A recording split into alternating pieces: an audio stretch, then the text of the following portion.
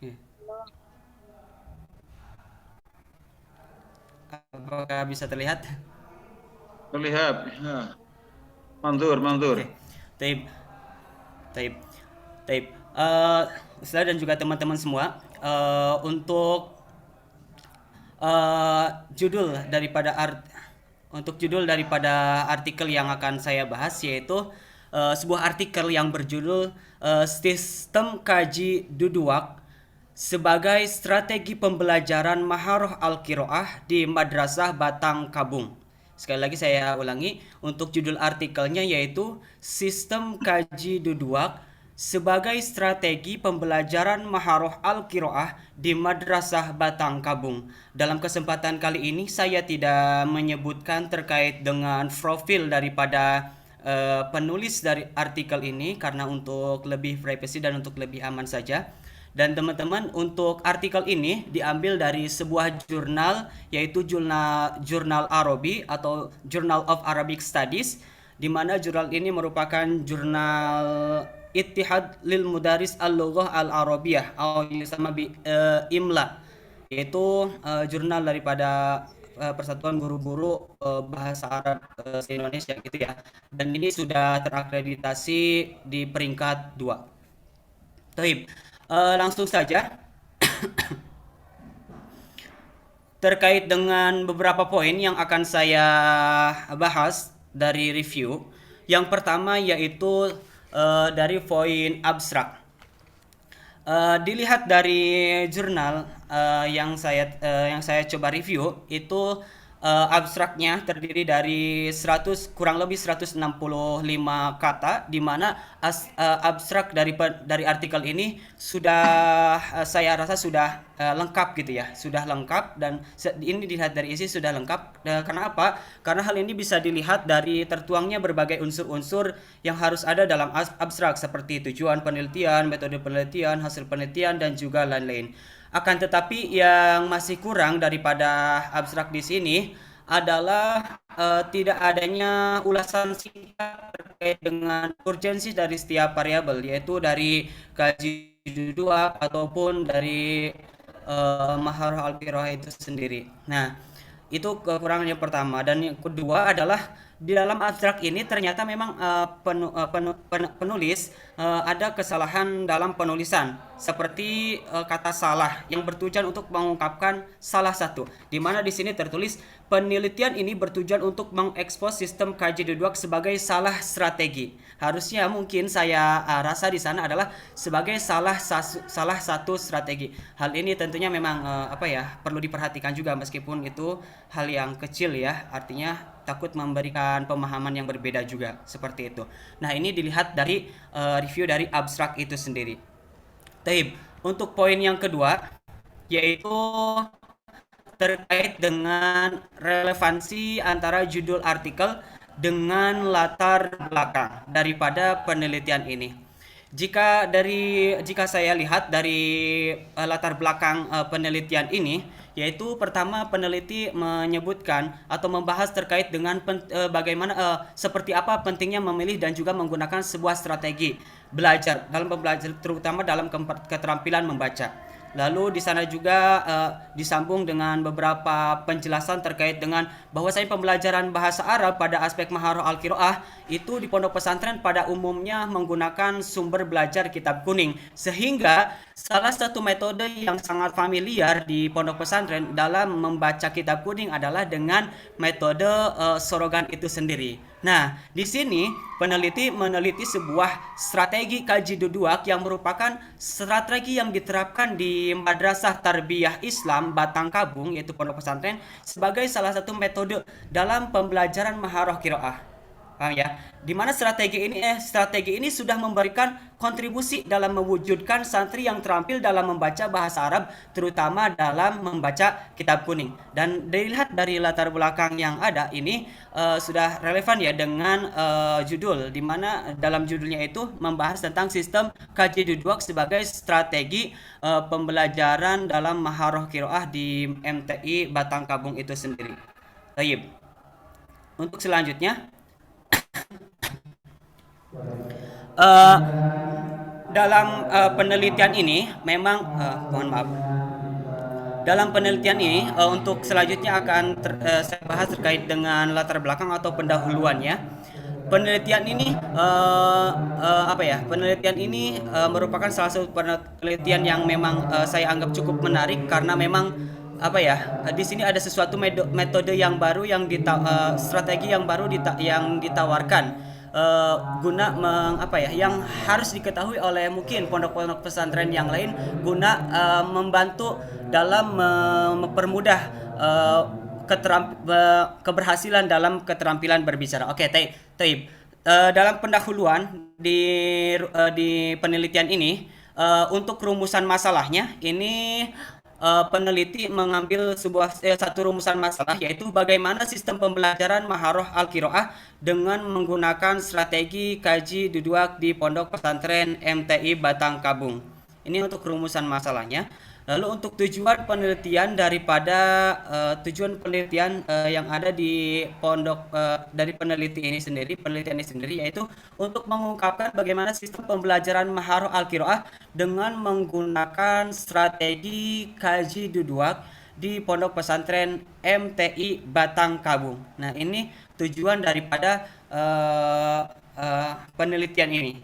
Adapun pentingnya penelitian ini adalah di mana penulis apa ya, mengungkapkan bahwasanya sesuatu yang penting dari penelitian adalah apa ya, bahwasanya fenomena yang ada di pondok pesantren MTI Padang Kabung yaitu penting untuk diekspos, untuk diberitahukan kepada sebanyak mungkin orang gitu ya, kepada masyarakat, terutama kepada mereka yang pecinta bahasa Arab atau pemerhati pendidikan bahasa gitu ya, dan pembelajarannya. Karena apa? Karena penelitian-penelitian yang terkait dengan pembelajaran Maharoh Al-Qiraah di mana di pondok pesantren khususnya objek materinya lebih menekankan kepada metode atau strategi yang sudah dikenal oleh masyarakat pesantren, yaitu mungkin kalau kita lihat yaitu apa ya, strategi sorogan seperti itu kalau untuk membaca kitab kuning seperti itu. Makanya di sini wah, ini merasa penting untuk diberitahukan, untuk di apa ya, diekspos seperti itu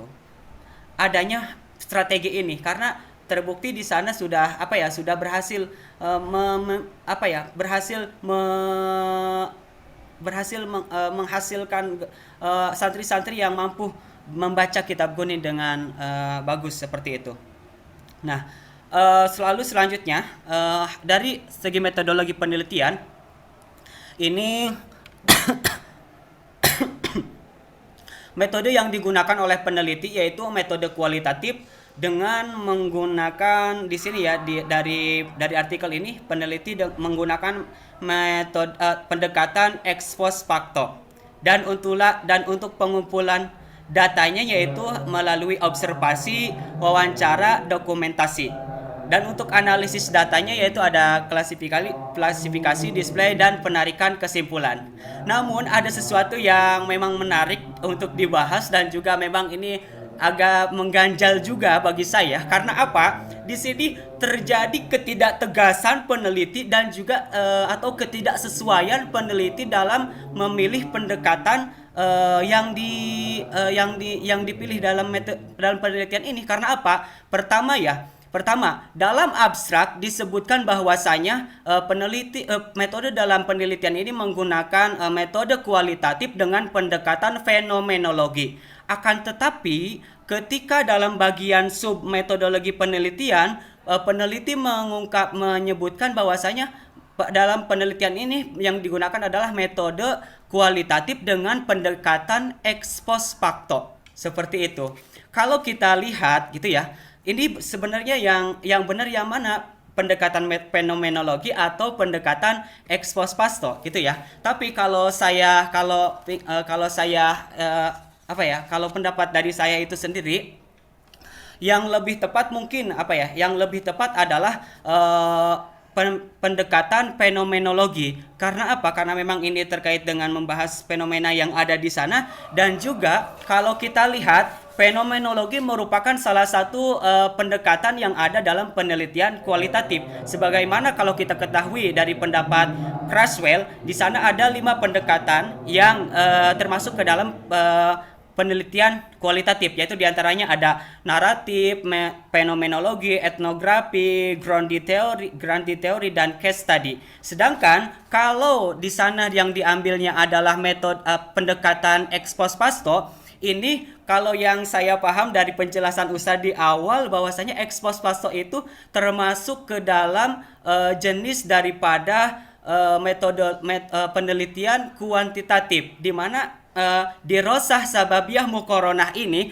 merupakan salah satu metode yang hampir sama dengan dirosah tajribiyah atau dirosah irtibatiyah, yaitu yang hampir sama dengan penelitian eksperimen dan juga penelitian korelasi atau hubungan seperti itu.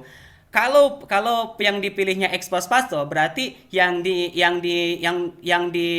ditujunya adalah mencari suatu penyebab gitu ya, sababiyah yang memiliki hubungan seperti itu.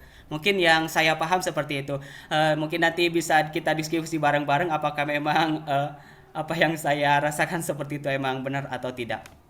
Taib, teman-teman, untuk keabsahan data dalam penelitian ini, peneliti menggunakan untuk keabsahan dasarnya atau validitas datanya, peneliti menggunakan pendekatan atau metode triangulasi, di mana metode ini triangulasi merupakan proses validitas data untuk memvalidkan data pada penelitian kualitatif, di mana triangulasi itu adalah suatu cara untuk mendapatkan data yang benar-benar absah atau valid dengan menggunakan metode ganda. Di sini ada mungkin di garis bawahi ya, di poin pentingnya itu metode ganda, di mana ada perbandingan antara data yang didapat dari satu informan dengan informan yang lain. Nah, yang digunakan dalam peneliti dalam triangulasi ini ada 3. Yang pertama yaitu triangulasi sumber, di mana di sini peneliti membandingkan atau mengecek ulang derajat kepercayaan daripada suatu informasi yang diperoleh melalui sumber informasi yang berbeda. Jadi dari berbagai macam sumber yang berbeda seperti itu. Nah, untuk yang kedua yaitu triangulasi metode, di mana data yang didapat itu diambil dari berbagai metode yang digunakan, metode pengambilan datanya. Contoh ada wawancara, ada observasi, dan juga ada dokumentasi seperti itu. Dan yang ketiga itu ada triangulasi waktu. Tentunya kita ketahui bahwasanya keadaan masyarakat atau keadaan manusia itu sewaktu-waktu itu bisa berubah, atau sesuatu itu sewaktu-waktu bisa berubah. Nah, terkait dengan triangulasi waktu di sini memang peneliti itu dalam penelitian mulai dari perencanaan sampai akhir itu ada kisaran waktunya selama 6 bulan, di mana di sini mulai dari bulan dari mulai September sampai Februari kalau nggak salah. Nah, ini terkait dengan keabsahan data atau validitas data yang digunakan oleh peneliti itu sendiri. Taib.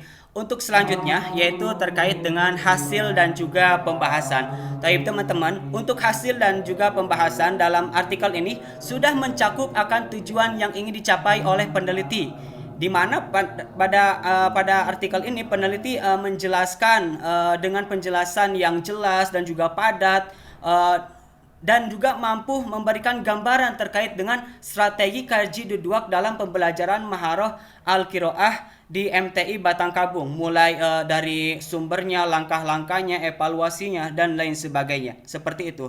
Ini hasil dari pembahasannya. Mohon maaf tidak menginginkan secara banyak bagaimana ininya. Taib. Taib. Secara umum strategi kaji duduak ini hampir sama dengan metode Sorogan, di mana di sana kalau untuk langkah-langkahnya itu Ustadz itu berada di tengah dan di tengah-tengah santri, di mana sistemnya itu kayak sistem halakoh. Ustadz membacakan seperti itu, lalu nanti setelah penerjemahan, santri juga memperhatikan apa yang dibacakan, memaknai, mensyakali, dan seperti itu. Setelah itu ada kegiatan akhir yaitu membaca. Setelah membaca juga menjelaskan. Akan tetapi ada yang beberapa hal yang tentunya berbeda yang ini menjadi menarik. Kenapa beda dengan Sorogan? Di sini ada ciri khas dari strategi KJD 2, yaitu pertama sumber. Memang sumbernya itu di sana harus bersumber yaitu kitab kuning ya. Di pondok pesantren itu semua pembelajaran apa ya, pembelajaran bahasa Arab itu berbasis kitab kuning. Yang kedua adalah labelitas daripada ketika berjalannya strategi itu. Nanti saya coba contohkan labelitasnya. Dan yang terakhir yaitu dilihat dari evaluasinya. Apa sih yang membedakan dari evaluasi di sini? Evaluasi yang berbeda di sini adalah evaluasi di sini merupakan evaluasi langsung, di mana Ustadz akan menilai bagaimana tingkat kemampuan anak-anak dilihat secara langsung bagaimana dia mampu membaca. Nah, di sini juga ada sesuatu yang unik, di mana ketika santri tidak ada kesalahan yang melebihi 3 kali, mereka langsung berdiri sebagai sanksinya. Jadi semua santri sudah mengerti ketika ada 3 kali kesalahan yang pembacaan ketika mereka membaca, mereka langsung berdiri seperti itu. Ini sedikit gambaran daripada gaji di dua. Nah, ini sedikit gambaran daripada labelitas ini ya dari strategi. Di mana di sini ada beberapa beberapa kedudukan daripada kalimat-kalimat yang dimana di sini mungkin dalam tulisan Arab Begon yang diartikan, dirumuskan, dilabelkan dengan bahasa Minang itu sendiri. Contoh Zaidun Imun nanti, atau contoh mubtada kalau secara penulisan itu mim tapi secara bahasa itu dibacanya baramulo gitu ya, baramulo. Atau fa'il, fa di ininya ditulisnya sebagai dibacanya sebagai oleh. Contoh kata Zaidun Imun diterjemahkan dengan bahasa Minang seperti baramulo si Zaid baklah baramulo, seperti itu. Paham ya? Nah, mungkin ini beberapa labilitas yang ada dalam strategi pembelajaran itu. Seperti itu. Mungkin bisa diterapkan di beberapa pondok, dan ini adapun untuk kode penyebutan bahasanya itu sesuaikan dengan bahasa masing-masing. Karena dalam bahasa di Sunda pun juga ada penyebutan tersendiri. Contoh mungkin di Jawa juga seperti itu. Nah, ini sedikit hasil pembahasan gambaran pembahasan di artikel ini. Yang terakhir, kesimpulan dari saya dalam review artikel ini, yang pertama adalah secara keseluruhan artikel tersebut sudah bagus ya, dan juga sudah layak dibaca. Artinya dari artikel ini juga mampu memberikan sebuah inovasi dan juga referensi bagi para pemerhati pendidikan untuk untuk menjadikan strategi ini menjadi salah satu pilihan untuk meningkatkan keterampilan dalam membaca seperti ini. Namun ada beberapa sedikit kritik dan saran terkait dengan artikel ini. Yang pertama, terlepas dari syaratnya kelebihan yang dimiliki dari artikel ini, ternyata ada beberapa hal yang perlu diperhatikan. Yang pertama yaitu ketegasan peneliti dalam memilih sebuah metode atau pendekatan. Jangan sampai ada dua pendekatan yang dipilih, yaitu yang berbeda, di mana dalam keterangan ini pendekatan yang pilih adalah ini, sedangkan dalam keterangan lain pendekatan yang dipilih adalah ini. Seperti itu ya, harus ada ketegasan. Lalu selanjutnya adalah ketelitian dalam penulisan kata. Yumkin hazamini as'alukum warahmatullahi wabarakatuh mini Allah ta'ala kasir. Dan assalamualaikum warahmatullahi wabarakatuh. Waalaikumsalam warahmatullahi wabarakatuh. Arju ahada minkum ayakun rais al-jalsaman. أنا فقط لا بأس إن شاء الله. Ya. Asbarin ya. نعم أستاذ. طيب Ada Asbarin. إن شاء الله بعد هذا سنستمر. المتكلم الثاني هي أنا بنفسي. طيب.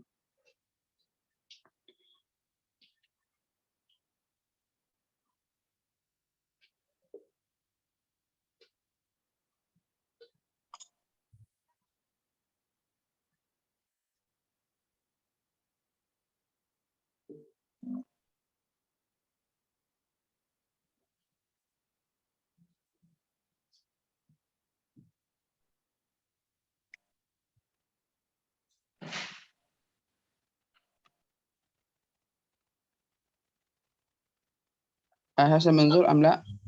lama. Asyasha.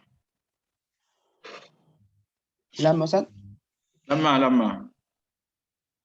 أدو كويس. يا إخوة هل يستطيع منكم أن يساعدني؟ Bama Hasan, syukur. Yasati au Darul Jalal au Fadila Azmi au ma Alfi Maghfirah. Yastati ayu Sa'id akhona asbarin li ardi yani maqalah syarihiyah. Afwan, saya coba Ustaz.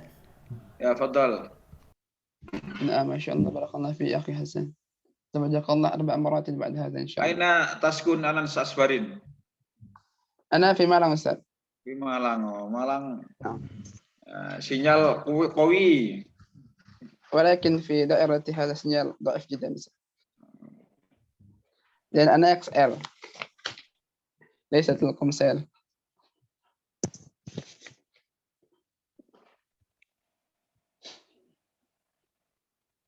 شكرا تستطيع.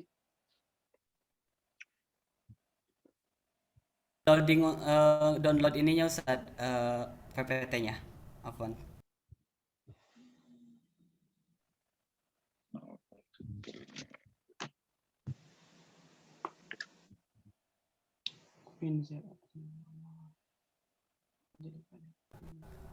Oke, lagi saya download dulu PPT-nya, cuman memang ini agak lama karena memang sinyalnya juga agak lumayan.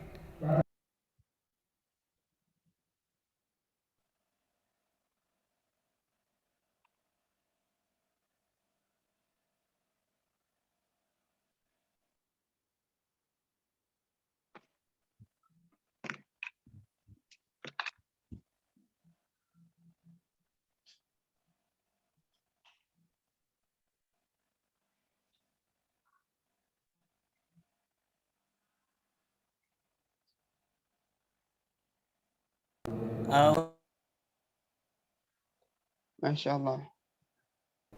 Ya ini agak lama untuk mendownloadnya. Anda banyak bisa sebenarnya, cuman nggak tahu hari ini kalau nggak bisa saya.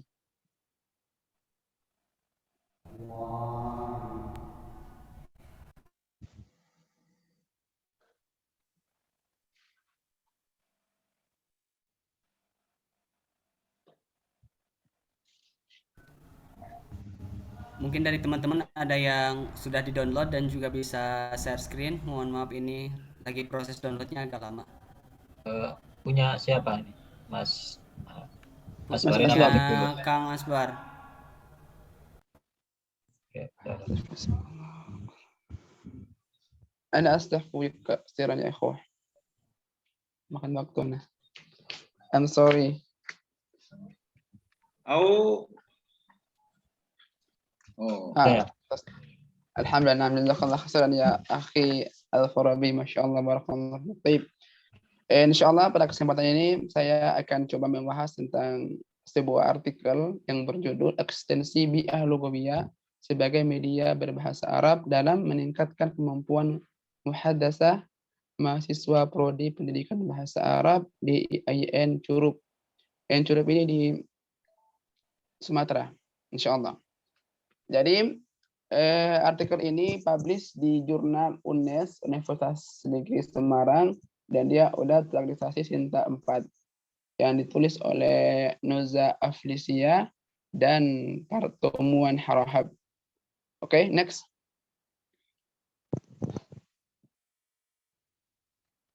Lanjut. Oke, yang pertama tentang abstrak. Tentang kedalaman peneliti dalam membahas atau menyampaikan semua atau isi artikel dalam abstrak ini.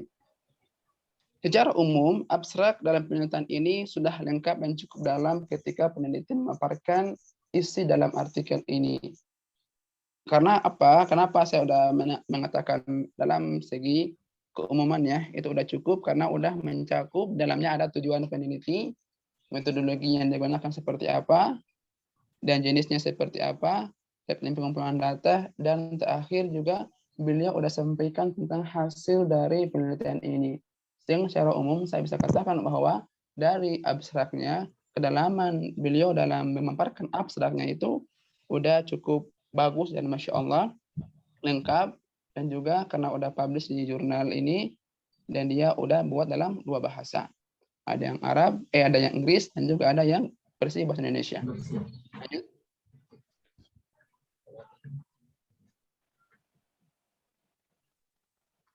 Oke, sebelum kita masuk di bagian, kok ada yang kelewat nih ya? Atau seperti itu? Lanjut lagi, saya lagi. Yes, nggak apa-apa. Oke, jadi dalam pendahuluan yang sebelum kita bahas ke yang lain, pendahuluan ini sebenarnya pada aslinya udah sangat cukup jelas. Kenapa? Karena dalam pendahuluan peneliti telah membahas, sebenarnya ada slide yang hilang kayaknya nih, Afwan. Ya, di pendahuluan ini sudah cukup jelas. Kenapa? Karena di dalam pendahuluan telah membahas tentang masalah penelitian. Jadi masalah penelitian ini yang digunakan oleh peneliti sebagai acuan dalam membuat artikel ini adalah karena mahasiswa AN Curug itu dari semester 1 sampai udah semester 8 mau selesai itu udah ada beberapa macam materi bahasa Arab, tapi pelajaran tersebut belum bisa membuat mereka berbicara bahasa Arab setiap hari. Jadi beliau melihat kira-kira apa solusi yang terbaik untuk mengatasi masalah ini. Nah, itu masalah pertama. Terus tujuan kenapa kok diadakan penelitian ini udah beliau jelaskan dalam pendahuluan bahwa tujuannya adalah untuk melihat atau menganalisis atau mengungkapkan tentang efisiennya bi'ah logawiyah ini dalam mengembangkan atau menambah wawasan bagi pengembangan maharat kalam atau muhaddasah bagi mahasiswa IAIN Curug. Itu tujuan beliau. Dan Masya Allah yang saya bilang katakan juga cukup bagus karena rata-rata jurnal yang saya baca itu tidak mencantumkan yang namanya kajian terdahulu. Beliau juga mencantumkan beberapa kajian terdahulu, walaupun tidak secara lengkap jelaskan siapa penulisnya dan apa tujuannya, hanya dijelaskan secara umum bahwa tujuan atau perbedaan penulisan ini dengan artikel yang lain itu ada di bagian yang mana. Beliau sudah sampaikan dengan sangat jelas, dan di akhir beliau sudah menyampaikan tentang manfaat yang apa yang kita dapatkan ketika kita mempelajari dan memahami artikel ini. Namun dari pendahuluan komentar saya ada beberapa poin. Yang pertama adalah bahasa yang digunakan oleh peneliti itu sangat panjang banget. Bahkan antum coba bayangkan pendahuluan saja itu hampir 5 sampai 6 halaman pendahuluannya saja. Jadi saya harap padahal yang perlu disampaikan hanya penting-penting saja sebenarnya. Seperti alasan, mungkin tujuan, dan terdahulu, bedanya seperti apa, dan posisi peneliti dalam penelitian seperti apa, dan tujuannya apa, selesai. Tapi kalau bahas, ya Allah, kalau antum baca, mungkin ya, baca artikel ini, ribet sendiri. Kenapa? Kapan kita coba dapat intisar dari yang beliau tuju itu apa? Karena terlalu bahas yang begitu nggak penting itu belum bahas juga di situ. Seperti Allah itu menciptakan bahasa itu untuk apa? Terus kenapa kita harus berbahasa dengan ini itu. Jadi terlalu ribet. Sehingga itu kelemahan yang ada pada pendahuluan. Next. Coba main 1, 2, 3, 4, 5. Oke. Sekarang tadi kebalik ya Afan. Harusnya tadi Anda bahas yang ini. Itu masalah penelitian. Nggak apa-apa. Tadi Afan. Itu. Yang sekarang tentang masalah penelitian adalah ketidakmampuan mahasiswa dalam berbicara bahasa Arab. Tadi udah, dan juga disampaikan di pendahuluan itu ada penelitian terdahulu, batasan penelitiannya. Jadi supaya penelitian ini tidak melebar kemana-mana, peneliti udah membatasi penelitian ini hanya kepada mahasiswa angkatan 2018 saja untuk menjadi objek penelitian itu. Dan yang keempat itu udah mencakup tujuan dan manfaat penelitian yang terdapat pada penelitian ini. Next.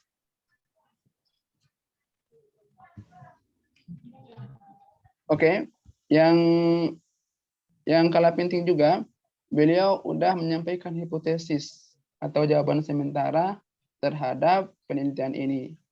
Beliau sampaikan situ bahwa salah satu jawabannya ketidakmampuan mahasiswa dalam berbicara disebabkan oleh beberapa aspek. Aspek yang pertama adalah karena aspek linguistik, yaitu tentang sintaksis, morfologi, atau fonetik, dan lain-lain. Misalnya tentang sintaksis, mahasiswa itu kenapa susah berbicara? Ya, karena mereka mungkin, karena pada saat itu mereka rata-rata alumni dari IAIN Curup ini yang masuk di sini, maksudnya itu rata-rata dari SMA, sekolah negeri yang belum pernah belajar bahasa Arab. Sehingga mereka itu kewalahan ketika masuk di PBA IAIN Curup, nggak bisa berbahasa, nggak bisa ngomong bahasa Arab. Kenapa? Karena pertama lemahnya di kawaid, dan kosakata yang mereka kuasai pun sangat sedikit, sehingga menjadi faktor penyebab itu yang menjadi faktor penyebabnya. Yang kedua, aspek non-linguistik. Salah satunya adalah karena perbedaan latar belakang yang terdapat pada IAIN Curup itu, atau mahasiswa di IAIN Curup. Rata-rata sekitar 62% itu dari SMA, alumni SMA, sedangkan yang lain itu udah pernah pondok pun pondok yang bukan pondok kayak modern gitu, tapi pondok sangat tradisional, sehingga dari segi kawaid udah mantap, tapi ketika diuji dalam segi muhadasah sangat lemah sekali. Oke, lanjut.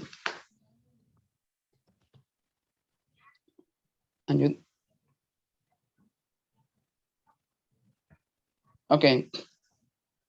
Sekarang kita dapat bahwa apa saja kejelasan tentang masalah penelitian ini, atau apa masalah penelitian ini. Yang pertama, maksudnya apa rumus masalah? Yang pertama, bagaimana kegiatan bi'ah logowiyah mahasiswa PBA IAIN Curup. Yang kedua, bagaimana persepsi mahasiswa mengenai keberadaan bi'ah logowiyah sebagai media berbahasa Arab. Yang ketiga, bagaimana ekstensi bi'ah logowiyah sebagai media berbahasa Arab dalam meningkatkan kemampuan muhadasah di IAIN Curup. Secara umum, memang ada sedikit keterkaitan antara judul dan latar belakang yang disampaikan oleh peneliti dengan rumusan masalah yang dibahas pada penelitian ini. Oke, lanjut.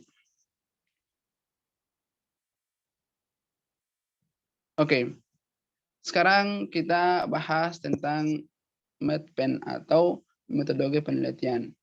Yang pertama, jenis penelitian. Penelitian ini, kata peneliti adalah merupakan jenis penelitian kualitatif yang bersifat deskriptif. Oke, yang menjadi problematika di sini adalah seperti yang kita ketahui, namanya penelitian kualitatif itu adalah suatu penelitian yang tidak membahas tentang masalah atau problematika yang terjadi di lapangan. Tetapi mungkin yang perlu dibahas, yang seperti kita telah dengar dari beberapa minggu yang lalu, bahwa kualitatif itu ranahnya meneliti tentang keunikan atau kegelisahan tentang sesuatu, entah itu berupa negatif atau positif.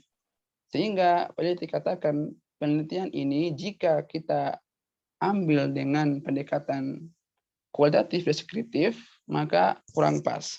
Nanti juga akan kita lihat bahwa penelitian ini nanti lebih bagusnya itu ke penelitian yang mana, apakah masuk At-Tajribi atau PTK nantinya. Nanti di akhir ada sendiri insya Allah. Terus yang kedua, sumber data. Sumber data tadi ada dua, yaitu sumber primer dan sekunder. Yang pertama, yang primer adalah mahasiswa prodi pendidikan bahasa Arab IAIN Curup. Di sini yang menjadi komentar saya juga, di sini masih disebutkan mahasiswa bahasa Arab IAIN Curup secara umum. Beliau tidak menambahkan tahun yang seperti di awal, IAIN Curup angkatan 2018.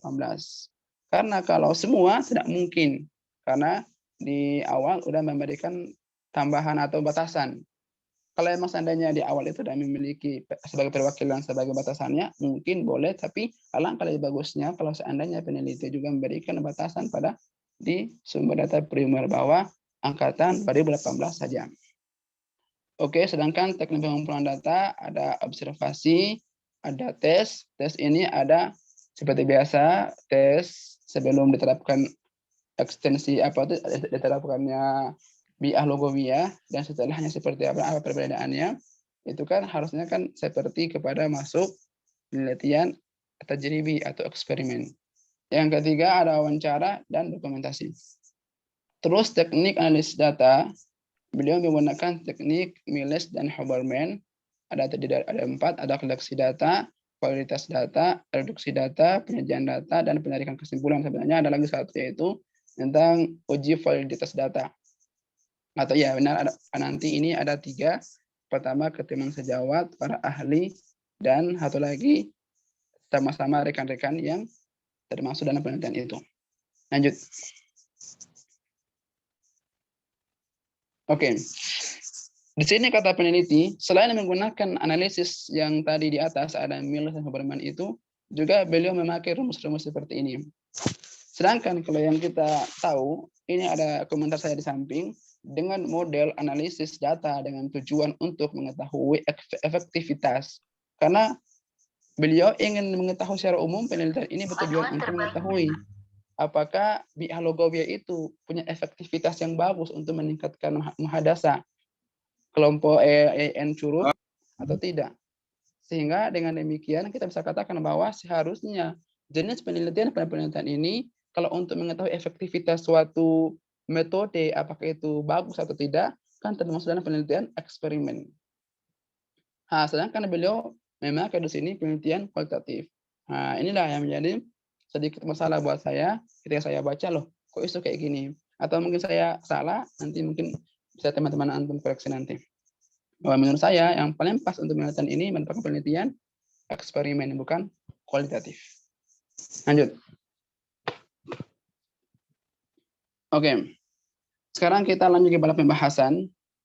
Secara umum pembahasannya udah cukup bagus karena sesuai dengan rumusan masalah yang diterapkan pada latar belakang yang tadi. Ada 3 dan juga pembahasannya ada 3. Yang pertama, coba next. Yang pertama itu untuk menjawab pertanyaan bagaimana kegiatan biah logowiyah mahasiswa PBA IAIN Curup untuk meningkatkan muhadasah yang dilakukan pada mahasiswa PBA IAIN Curup itu ada berapa kegiatan biah logowiyah. Yang pertama, mereka setiap harinya itu setiap hari, setiap pekan ada pidato bahasa Arab, ada istinbat. Istinbat itu adalah kesimpulan yang didengar oleh mushtarikin ketika mereka setelah mendengar pidato yang disampaikan oleh pembicara. Terus drama, puisi, MC, dan muhadasah. Semua ini dilakukan untuk apa? Hanya untuk menciptakan biah logowiyah sebagai peningkatan dalam muhadasah mahasiswa PBA IAIN Curup. Lanjut. Yang kedua, untuk menjawab pertanyaan bagaimana persepsi mahasiswa mengenai keberadaan biah logowiyah sebagai media berbahasa Arab. Secara umum, beliau telah melakukan wawancara dari 62 mahasiswa yang diwawancarai 72% menanggapi positif. Sedangkan sisanya itu 28% mereka katakan kurang tertarik. Di sini ada beberapa persepsi mahasiswa, ada 2. Tapi karena lebih besar yang menanggapi positif, beliau mengatakan secara umum biah logowiyah yang ada di prodi PBA IAIN Curup ini merupakan kegiatan yang sangat bernilai positif. Begitu. Lanjut. 3. Bagaimana ekstensi biah logowiyah sebagai media berbahasa Arab dalam meningkatkan kemampuan muhadasah IAIN Curup.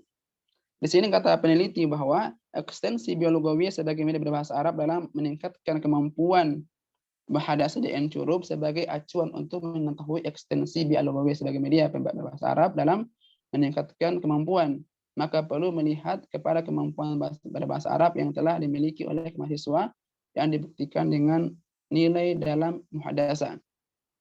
Jadi peneliti melakukan post-test dan post-test tadi, ingin melihat yang menjadi kebingungan saya, bi'a logawiyah ini diterapkan di dalam muhadasah, di dalam mahasiswa yang curug itu, ya sebenarnya dia yang terapkannya atau mungkin udah ada, sehingga beliau ingin melihat apakah efektivitas biologowe ini sangat bagus untuk peningkatan muhadasah atau tidak.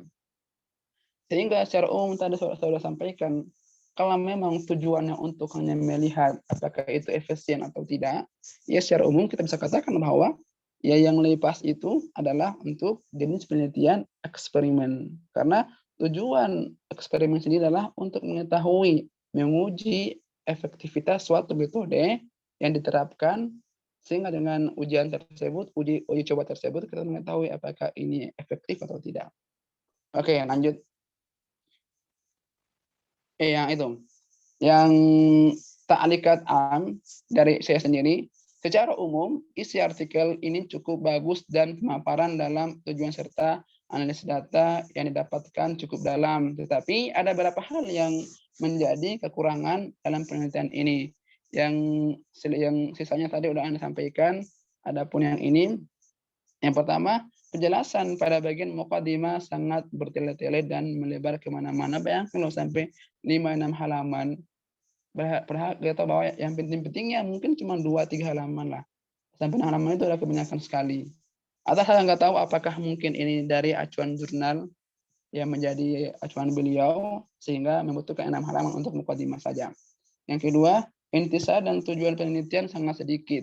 Jadi karena bertele-tele bahasa yang digunakan, sehingga pembaca itu ketika melihat atau review membaca materinya atau tulisan beliau, itu masih belum mendapatkan intisarinya, lama baru di akhir sekali baru dapat, oh maksudnya kayak gini.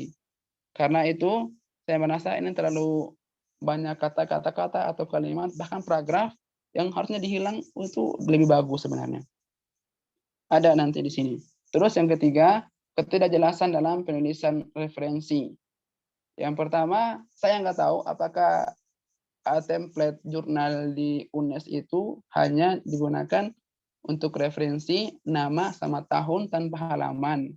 Soalnya di semua referensi yang beliau sampaikan di sini itu hanya ada nama dan tahun, sedangkan halamannya tidak ada. Apakah ini mungkin sengaja atau memang ada template sendiri yang ada di UNES tersebut atau jurnal yang beliau tuju. Selain itu, saya menemukan ada beberapa referensi yang ada di pustaka, sekitar 2 dan 3 referensi, namun tidak digunakan di dalamnya. Misalnya ada, ini contohnya saya udah garis bawahi, ada 2 referensi, yaitu namanya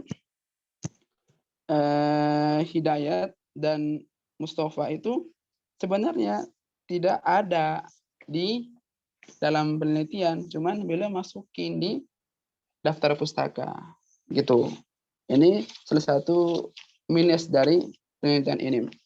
Terus saran Ana, kalau sekedar bacaan untuk menambah wawasan saja cukup sebenarnya dan cukup bagus jurnal ini. Akan tetapi peneliti tidak menyarankan untuk menjadikan penelitian ini sebagai acuan atau sandaran utama ketika kita ingin melakukan penelitian yang sama. Ya, itu komentar umum dari Ana tentang jurnal ini. Next. Oke.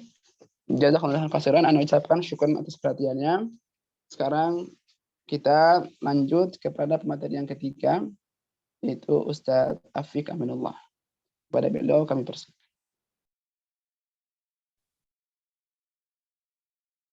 Oke, bismillahirrahmanirrahim. Assalamualaikum warahmatullahi wabarakatuh. Waalaikumsalam warahmatullahi wabarakatuh.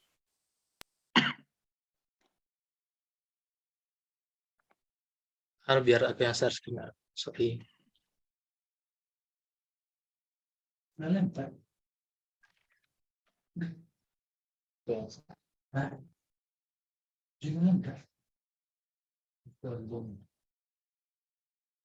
Oke, Bismillah. Saya akan mereview tentang artikel jurnal yang berada di Sinta 2, yaitu efektivitas media flashcard dalam meningkatkan kosakata bahasa Inggris. Artikel ini ditulis pada jurnal Psimpatik, yaitu jurnal Fakultas Psikologi UIN Sunan Gunung Jati, Bandung. Artikel ini terbit pada jurnal ini di volume 4 nomor 2 tahun 2017.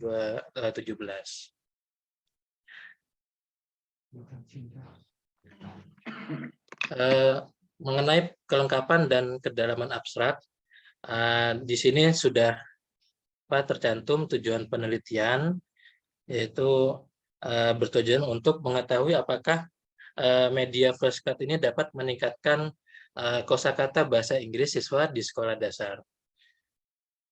Jenis penelitiannya yaitu metode kuasi eksperimen, tetapi tidak ditulis di abstrak ini tidak tertulis metode pengumpulan datanya, tidak tertulis metode analisis data, tetapi di sini tertulis ada juga hasil dan simpulan.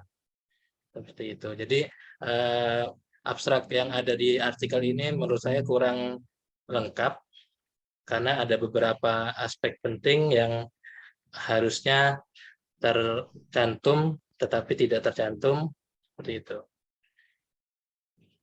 Lalu melihat dari masalah penelitian. Masalah penelitian di kuantitatif itu memang harus sesuai dengan data atau by data. Jadi peneliti di sini menulis penelitian sebelum meneliti sesungguhnya apa namanya? Hasil penelitiannya yaitu melalui hasil wawancara observasi yang didapatkan bahwa di sekolah A terdapat 46% siswa kelas 2 yang mencapai KKM. Jadi kurang dari separuh siswa di kelas 2. Dan di sekolah B terdapat 31 siswa kelas 2 yang aktif dalam belajar yang mempunyai KKM hanya 28%, jadi malah lebih rendah daripada sekolah A. Lalu ditambah dengan wawancara yang dilakukan pada guru kelas 2 sekolah A dan B ini menyatakan bahwa proses pembelajaran di kelas itu menggunakan metode ceramah dan latihan soal. Jadi tidak ada metode lain dalam pembelajaran gitu. Guru juga hanya memberikan lembar LKS dan menyuruh untuk meminta siswa untuk menyelesaikannya gitu. Lalu pembelajaran bahasa Inggris di sekolah dengan metode ceramah dan latihan soal ini dinilai masih kurang menyenangkan dan membosankan bagi siswa. Lalu jadi masalah penelitian ini sudah didukung oleh data gitu. Lalu ditambah dengan peneliti menemukan referensi bahwa gambar yang terdapat pada flashcard itu akan membantu meningkatkan daya ingat anak-anak karena visual memberikan pengaruh yang lebih besar. Kita lihat dari judulnya, itu efektivitas media flashcard dalam peningkatan kosakata bahasa Inggris. Jadi ini menurut saya relevan dengan judul yang ada gitu. Oh, yang ini seharusnya di atas. Jadi di abstrak tadi itu review menyebutkan bahwasanya dalam tujuan penelitian pada penelitian ini sudah sesuai dengan hasil penelitian. Jadi tujuannya tujuannya itu untuk mengetahui apakah media flashcard ini dapat meningkatkan kosakata. Lalu hasilnya itu juga menjelaskan tentang menjelaskan hasilnya gitu dalam efektivitas penggunaan flashcard itu. Tetapi reviewer ini menemukan bahwa ada kerancuan dalam penulisan hipotesis. Di sini penulisan hipotesis itu ada perbedaan kosakata antara kelompok eksperimen dan kelompok kontrol. Nah, kalau ada perbedaan kosakata pasti memang ada perbedaan kosakata. Jadi seharusnya ada penambahan satu kata, adanya perbedaan penguasaan kosakata. Jadi tidak menimbulkan makna yang berbeda seperti itu. Lalu dari segi validitas metodologi penelitian serta penggambaran, pengumpulan dan analisis data. Sampel yang digunakan pada artikel ini, penelitian ini yaitu terdiri dari 2 kelompok, yaitu 19 siswa kelompok eksperimen yang berasal dari sekolah A dan 16 siswa kelompok kontrol yang berasal dari sekolah B. Ini saya kurang tahu kenapa kok ditulis sekolah A dan sekolah B, mungkin karena kurang sesuai dengan KKM, terus mungkin malu jadi minta disembunyikan identitas sekolahnya seperti itu. Oleh karena itu, peneliti mengambil sampel yang diambil yaitu melakukan non-random sampling, yakni purposive sampling. Karena pengambilan sampel ini tidak hanya mengambil sampel secara asal, yaitu harus sesuai dengan kriteria subjek yang diinginkan, yaitu siswa kelas 2 sekolah dasar, berusia 7-8 tahun, mampu membaca abjad bahasa Inggris, dan memiliki inteligensi rata-rata menggunakan standar kategori tes inteligensi CFIT skala 2. Nah, apa itu CFIT? Culture Fire Intelligence Test, yaitu merupakan tes psikologi untuk mengukur kecerdasan yang meliputi kemampuan analisis dan penalaran. Nah, jadi awalnya saya bingung juga kok di sini judulnya ini efektivitas media pembelajaran, media flashcard ini, tetapi kok masuk ke jurnal psikologi. Nah, ternyata saya menemukan ini. Jadi menggunakan CFIT ini. Jadi bisa masuk pada jurnal psikologi. Nah, dilihat dari tadi itu sampelnya dan teknik pengambilan sampelnya, penelitian ini menggunakan kuasi eksperimen dan menggunakan desain eksperimen non-equivalent pretest control group design yang menggunakan kelompok kontrol dan eksperimen yang tidak dipilih secara random. Jadi sesuai dengan kriteria subjek sampel yang diinginkan, seperti itu. Lalu dilihat dari teknik pengumpulan data. Ini penulis atau peneliti menulis satu screening observasi. Screening observasi, screening wawancara, dan tes matching test. Nah, observasi ini ditulis untuk mendapatkan data awal dari masalah penelitian yang tadi itu. Lalu screening wawancara, itu wawancara yang dilakukan pada guru kelas terkait metode pembelajaran di kelas. Ya tadi itu untuk mengetahui masalah penelitiannya. Yang ketiga yaitu test matching test, yaitu soal mencocokkan gambar dan kata atau yang disebut matching test. Nah, terdiri dari 18 buah soal yang mewakili sejumlah flashcard yang diberikan. Nanti yang digunakan pada penelitian UJT seperti itu. Nah, menurut reviewer, pemilihan metodologi penelitian ini sudah valid. Menurut saya seperti itu. Lalu selanjutnya validitas dan keakuratan olah data. Nah, ini kan kuasi eksperimen ini masuk dalam kuantitatif ya, pendekatan kuantitatif. Penyajian data menurut reviewer sudah sesuai dengan tujuan penelitian, yaitu untuk mengetahui apakah media flashcard ini dapat meningkatkan kosakata bahasa Inggris siswa di sekolah dasar.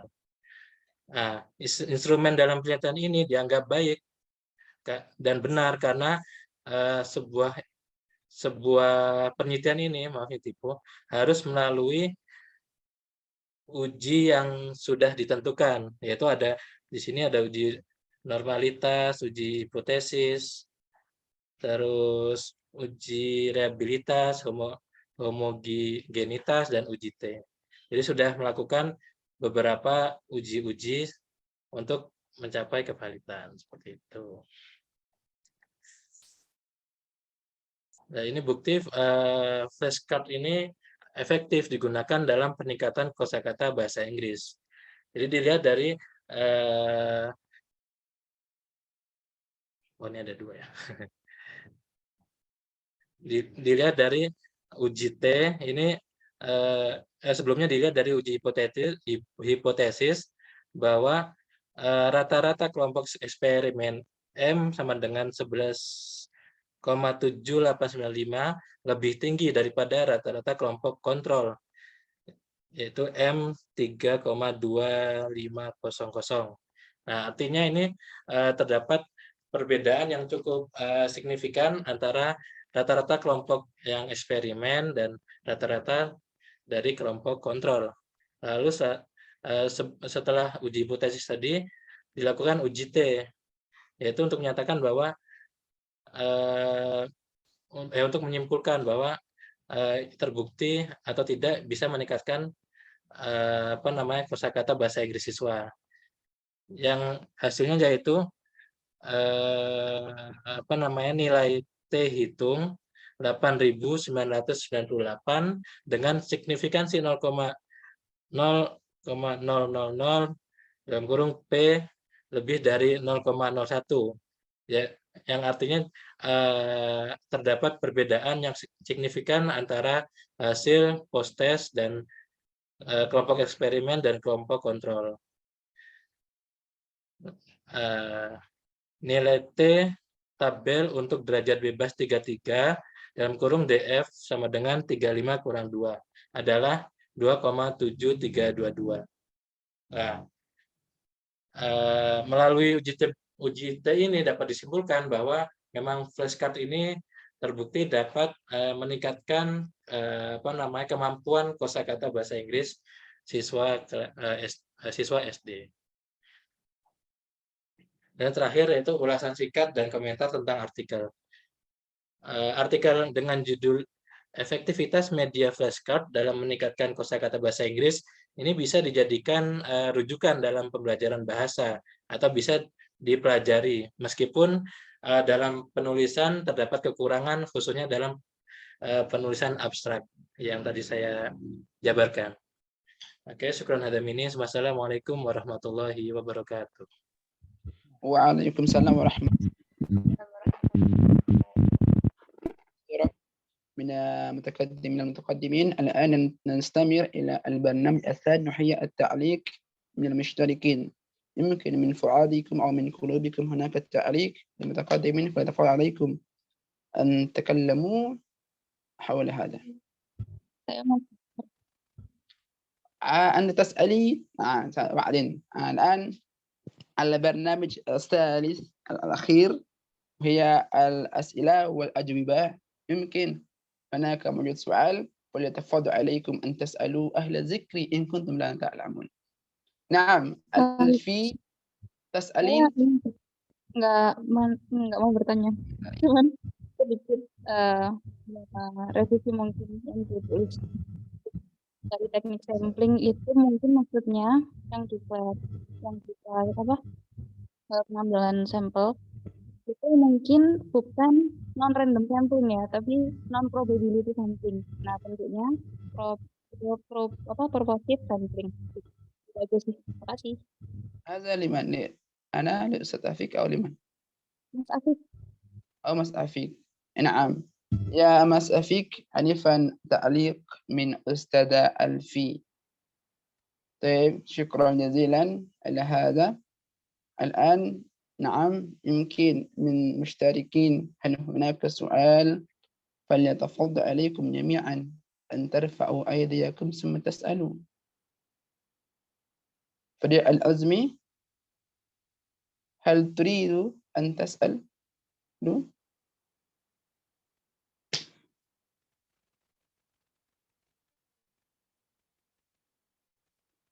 يا ويس لو كان هناك ما في السؤال نختفي. خلاص. نعم، يمكن لو قد فهم المشتركون الآن نؤتي الفرصة ثمينة لأستاذ أن يقدم لنا التعليق أو زيادة عن هذه المقالة. Assalamualaikum warahmatullahi wabarakatuh. Waalaikumsalam Waalaikumsalam warahmatullahi wabarakatuh. Bella Novian lam yadkhul ya? Lam tadkhul. Bella wa Syafrul Fajri ya. Lam tadkhul. Baik.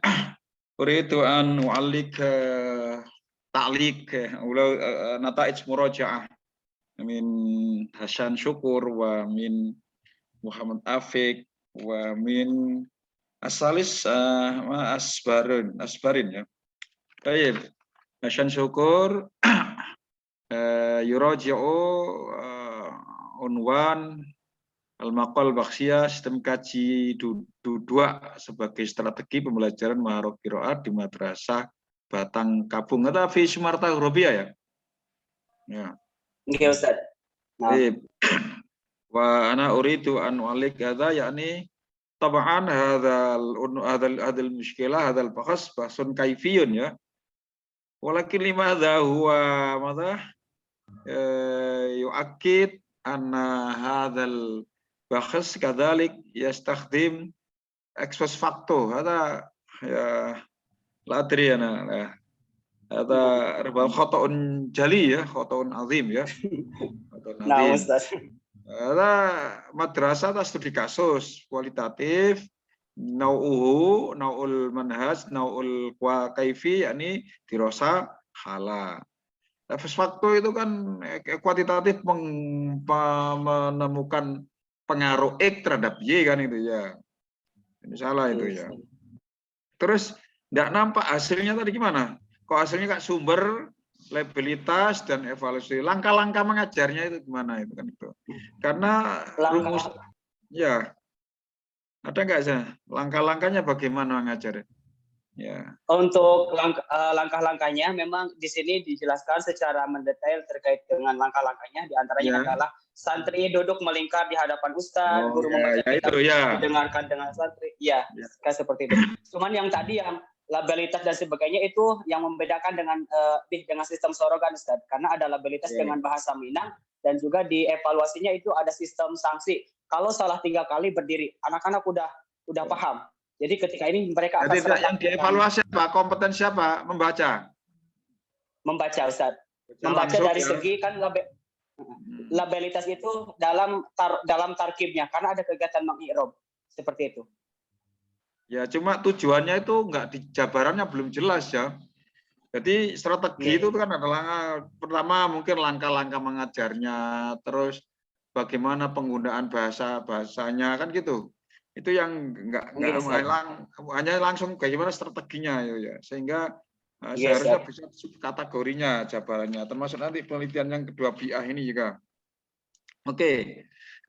Damang itu yang salah itu pendekatan ex post facto itu ya. Ya itu. Yes, Dad. Latar belakangnya bagaimana itu? Jadi latar belakangnya ini memang latar belakangnya karena memang apa ya? Pentingnya strategi pembelajaran untuk qiraah dan ini karena berkaitan di pondok pesantren. Jadi di pondok pesantren yang mana kebanyakan yang bersumber yaitu kitab kuning, sedangkan di sana di Sumatera Barat itu masih banyak juga yang menggunakan menggunakan sistem soroga seperti itu. Nah, sedangkan di pondok pesantren itu sudah menjadi ciri khas dari mulai berdirinya menggunakan sistem kaji diduak ini. Oh, berarti ya keunikan di sana ya khosais ya, ada khosais taib ya. Sekarang Muhammad Afiq ya. Efektivitas media flashcard untuk dalam untuk meningkatkan kemampuan kosakata bahasa atau perolehan bahasa Inggris ya. Ini banyak dengan pertanyaannya sama tadi. Kok bisa masuk ke psikologi ya? Ya. Terus untuk apa lagi tuh tes psikologi itu ya? Tadi kan atas tes psikologi ya. Tes Untuk itu, culture Ustaz, apa tadi? penentuan Culture sampel, Ustaz. intelijensi itu bukan untuk, saya tidak tahu itu untuk apa tes itu. Kalau untuk mengukur kesamaan homogenitas intelijensi boleh. Makanya Anda juga menanya, saya juga mempertanyakan kok bisa masuk kok jurnal psikologi, apa jurnalnya kurang artikel ya? Ya kadang-kadang Sinta berapa itu? Sinta 2, 4 atau Ustaz. 5? Sinta 2. Jadi kok iso bisa masuk ke situ? Kalau tes intelijensi kan bukan tes psikologi ya, bukan psikologi ya. Misalnya IQ, untuk tes IQ kan ya, ya itu untuk kalau untuk mengukur homogenitas IQ-nya boleh ya. Nah, itu ya. Kemudian yang berikutnya latar belakang masalahnya kok tidak mungkin menguji teori ya, tetapi lebih apa tadi? Ingin meningkatkan daya ingat ya. Apa itu? Anda nggak di latar belakang bahwa peneliti mempertanyakan apakah media flashcard ini efektif? Ini kan media yang sederhana ya. Apakah media flashcard itu efektif? Apa ada pertanyaan itu di latar belakang? Karena kalau ingin eksperimen itu ada klausul, ada statement di sana bahwa peneliti meragukan, mempertanyakan efektivitas media ini. Memang di dalam penelitian sebelumnya disebutkan bahwa media ini efektif digunakan pelajaran bahasa Jerman, bahasa Arab, untuk mengajar PPKN, mengajar lain agama misalnya itu. Lah bagaimana gitu hari-hari itu? Bagaimana untuk di bahasa Arab? Apakah juga efektif? Itu baru latar belakangnya itu kuncinya. Kalau tidak ada itu latar belakangnya ya, yalah, sama dengan latar belakang PTK pengembangan gitu. Jadi latar belakang eksperimen, korelasi, ekspos faktor itu ingin mempertanyakan teori peneliti, mempertanyakan efektivitas media, mempertanyakan efektivitas teori dan sebagainya. Nah tadi saya lihat itu latar belakangnya itu bahwa dengan media flash itu dapat meningkatkan penguasaan kosakata kan ya, meningkatkan daya ingat ya. Nah, apakah ada pertanyaan itu saya tidak tahu karena nggak disebutkan, saya juga nggak dapat jurnalnya. Gimana, Afik? Ada nggak? Tidak ada. Hah? Nggak ada? Mungkin di tujuan penelitiannya itu sudah ada. Gimana? Ya enggak, latar belakangnya. Mengapa dia mengeksperimenkan ini? Ada nggak ya pertanyaan dari peneliti tentang apakah benar efektif untuk penguasaan kosakata bahasa Inggris? Ada nggak? Mungkin ada Kalau nggak ada, anggapan ya salah. Apa? Anggapan peneliti, Ustaz. Apa? Ada anggapan peneliti bahwa menggunakan kartu itu atau flashcard itu efektif, makanya diadakan penelitian itu, Ustaz. Nah, artinya itu meragukan, nggak ada unsur mempertanyakan nggak efektivitas peneliti itu. Ada nggak? Jadi ini digunakan di ini efektif. Nah, seharusnya ada pertanyaan bagaimana, apakah juga efektif untuk bahasa Inggris? Nah, itu harus ada itu. Nah, itu jadi latar belakang terus muncul. Kemudian hipotesisnya tadi apa? Coba hipotesisnya apa? Ada perbedaan apa itu? Tadi hipotesisnya sudah Anda kritisi ya. Rumusan hipotesisnya bagaimana? Gimana? Rumusan hipotesisnya. Karena nggak muncul itu di PowerPoint-nya tadi, kok nggak kelihatan saya. Ini hipotesisnya itu. Ya. Ada perbedaan kosakata antara kelompok ya. eksperimen. Ya salah itu, apa perbedaan penguasaan kosakata? Penguasaan. Ya tadi kosakata yang beda enggak? Ya mesti yang diajarkan kan sama saja. Kosakata yang diajarkan di kelompok konteks ini sama saja. Yang beda itu media flashcard-nya itu. Itu ada kesalahan. Saya enggak tahu itu mungkin salah ketik atau gimana alam ya. Keseluruhan aja. Ya. Kemudian ya eksperimen betul, kuasi eksperimen ya. Ini tadi ada yang paling yang angka tadi. Angka ada T-nya 8 ya. Kalau baca jangan 8.000 Mas. 0,8. Itu loh. 0,899. Nah, itu signifikansinya berapa yang sini? Ini apa ini? Signifikansi ya ini? Oh, ini signifikansinya ya? Ya, 0,00 ya, sangat signifikan itu ya. P signifikansinya 0,00 ya. Terus ini jangan dibaca 8.000 ya, 0,8 ya. 9 ya, 0,8 ya. Saya tidak tahu kalau 8.000. Biasanya ke 0,8 bacaannya itu ya. Terus lebih besar, T tabelnya berapa? T tabelnya. Ada nggak di sini T tabel? T tabel ini 33 2,7. 2,77 ya, signifikan. Makanya ini 000 murni, ini 100% signifikan ya ini ya. 100%. Kalau 0,005 atau 0,03 signifikan tapi tidak 100% ya. Oke ya. Saya kira itu. Dan kemudian yang berikutnya eksistensi BA ini ya. BA itu Sinta berapa tadi itu? Sinta 4, Ustaz. 4. Latar belakang masalahnya itu kurang mencirikan kekhasan BA di sana. Latar belakang tadi kan lebih pada bahwa mahasiswa IN Curug belum mampu berbicara bahasa Arab kan gitu kan? Ya. Nah. Ya, terus bagaimana solusinya kan gitu kan ya? Nah, itu latar belakang yang kurang tepat. Memang kekhasan lembaga yang diteliti itu bisa negatif, bisa positif. Ini kan negatif kan?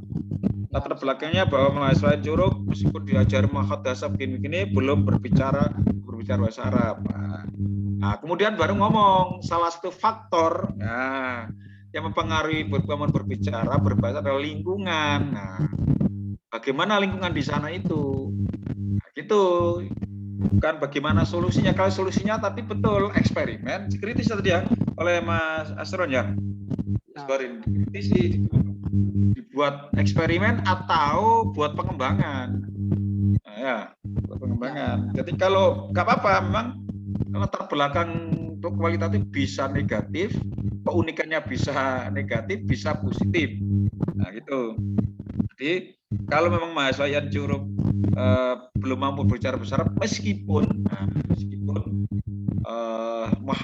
mata kuliah muhadat 1, 2, 3, ya itu terus dikemukakan di antara dalam teori di antara faktor yang pengaruh berbicara adalah faktor lingkungan. Nah, gitu. Nah, terus sambung terus bagaimana sih lingkungan bahasa Arab di mana itu di PBAIN Curug ini? Nah, itu pertanyaannya. Oke ya, latar belakang harus begitu. Kemudian ada hipotesis, ngapain ada hipotesis segala itu? Ya betul, itu belum dikritisi tadi oleh Asbarin. Oh, ini kualitatif kok. Itu kualitatif. Makanya kan saya bilang kalau ada hipotesis berarti bukan kualitatif harusnya. Eksperimen ya. Padahal ini kualitatif, benar kualitatif ya padanya ya. Ketidakmampuan bahasa dalam berbicara disebabkan oleh beraspek linguistik non linguistik. Nah, tidak usah hipotesis itu, ini kualitatif. Nah, itu yang mendorong dia aja di latar belakang itu ya. Kemudian sumber datanya primer mahasiswa. Seharusnya tidak hanya mahasiswa, dosen, terus pengelola juga. Ya. Mahasiswa. Kemudian lagi ada kemampuan juga ya, kemampuan. Mungkin setelah dilihat lingkungannya terus padahal kemampuannya sudah diketahui sebelumnya kan?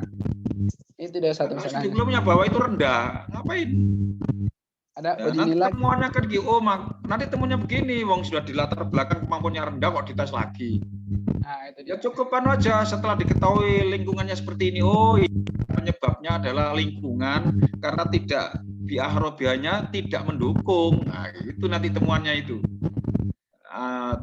Temuannya gitu, tidak mendukung, nggak ada lingkungan bahasa Arab, dosennya ngomong bahasa Indonesia, terus di kelas bahasa Indonesia, tidak ada media dan sebagainya gitu nanti itu. Ya. Terus ini ya. Terus setelah itu latar belakang rumusan masalahnya itu eksistensi tidak usah muncul di pertanyaan. Nah, kan itu eksistensi itu kan umum ya. Pertanyaan umumnya kan bagaimana eksistensi bahasa Arab. Nah, eksistensi bahasa BA itu yang dijabarkan. Misalnya tadi kegiatan berbahasa betul ya. Bagaimana kegiatan berbahasa Arab di sana. Terus kedua, bagaimana bentuk BA-nya yang dikembangkan. Nah, itu bentuknya bentuk formal, bentuk informal, bentuknya dalam bentuk visual dan bentuk audio, bentuk audio visual. Lah, itu kan dijelaskan audionya apa, visualnya apa, audio visualnya apa gitu. Bentuknya medianya bentuk apa? BA-nya. Kemudian perspektif mahasiswa, oke silakan tambahan. Ekstensi tidak usah muncul lagi di tujuan karena sudah di atas itu. Artinya bagian dari tujuan, bukan. Ekstensi itu tujuan umum. Kemudian tujuan khususnya bagaimana kegiatan berbahasa Arabnya di kelas. Ini di kelas apa di kampus? Kampus, Ustaz. Enggak, ini di kelas atau di luar kelas? Luar kelas. Nah, di luar kelas. Iya, enggak muncul itu hasilnya juga enggak jelas itu ya. Hasilnya tadi kan hanya drama, terus apa lagi itu? Pidato itulah. Ya, itu ya. Ya itu ya, kalau sampai di luar gitu, bagaimana kegiatan berbahasa di prodi ini, kemudian kedua bentuk lingkungannya apa, bentuk BA-nya apa, bentuk video, audio atau audio itu misalnya pengumuman berbahasa Arab, kemudian disediakan apa itu tip-tip atau MP3 untuk mendengarkan. Nah itu ya lab misalnya untuk mendengarkan. Kemudian selain komunikasi berbahasa Arab, nah, itu video visualnya itu misalnya ada gambar-gambar, ada papan pengumuman, ada papan gambar-gambar berbahasa Arab dan sebagainya itu. Atau kedua-duanya muncul di sana ya. Itu seharusnya itu. Tapi ini sudah kritisnya sudah semakin bagus, sudah ada kritis. Ya, tapi kalau yang kualitatif tadi sudah nggak banyak masalah ya, hanya X faktor tadi muncul itu ya. Ya. Ini ada tes kemampuan muhadasah, wong sudah di-share bahwa kemampuannya rendah kok dites lagi. Ya, kalau untuk eksperimen atau pengembangan boleh tadi sudah dikritisi oleh Asbarin sendiri ya. Terus ya faktor BA ya. Saya kira itu untuk tiga ini dan alhamdulillah ini sudah ada peningkatan untuk memberikan analisis kritis terhadap jurnal ya. Tapi alhamdulillah jurnal ya nggak fatal lah. Ya cuma kalau salah ya nggak begitu seperti jurnal ya. Ya ini. Saya kira itu ya. Saya nahnal taqi marra ukhra fil qismil qadim insyaallah. Wa rubama ladikum soal ladim ta'liq. Setahwanana mutakhir. Man. Ukti Bella fi baitiha al-lambah madanam mati lampu. Oh ya. Itu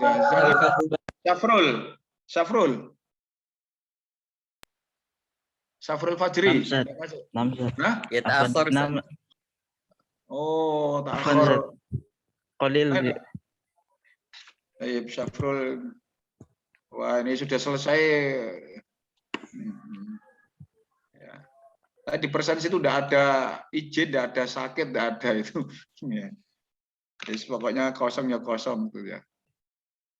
Baik. Boleh bertanya? Ya, silakan Muhammad Al-Farabi. Gini Ustaz, kalau S1 kan penelitian akhir dituntut untuk mengimplementasikan sesuatu yang ada, sedangkan S2 bisa mengimplementasi dan mengembangkan. Nah, kalau bentuk pengembangan dari kuantitatif salah satunya kan bentuk R&D gitu ya. Kalau salah satu bentuk pengembangan dari kualitatif itu seperti apa Ustaz? Bedanya kualitatif. Kalau kualitatif menemukan teori, ya. Menemukan teori, esensi kualitatif menemukan teori ya. Nah, dan itu tingkatannya kalau menemukan teori itu lebih tinggi dari sekedar pengembangan ya. Jadi itu KKN itu gitu, KKN itu level 7, level 8, level 9. 6, 7, 8, 9 ya. Kalau S1 itu menerapkan teori, gampangannya gitu. Kalau S2 mengembangkan teori secara global. Kemudian S3 menemukan teori ya. Jadi, kualitatif itu cenderung ke menemukan teori ya. Tapi paling tidak kualitatif itu cukup sulit loh, kualitatif itu ya. Cukup sulit untuk mengkategorikan data. Data ini saya ada 2 ujian tertutup dengan saya itu ada 3 itu kualitatif semua ini. Saya membaca satu persatu itu. Ya, ini konsultasi tertutup dengan saya, kemudian terus kualitatif itu. Akhirnya saya harus benahi ini anaknya ke sini ya. Saya kira itu ya. Itu KKNI itu, KKNI memang gitu, menerapkan teori, mengembangkan teori. Ya itu minimal lah, itu batas threshold ya. Jadi gitu. Bahwa kalau nanti di S1 mengembangkan teori itu bagus, itu mengembangkan dan menerapkan bagus ya.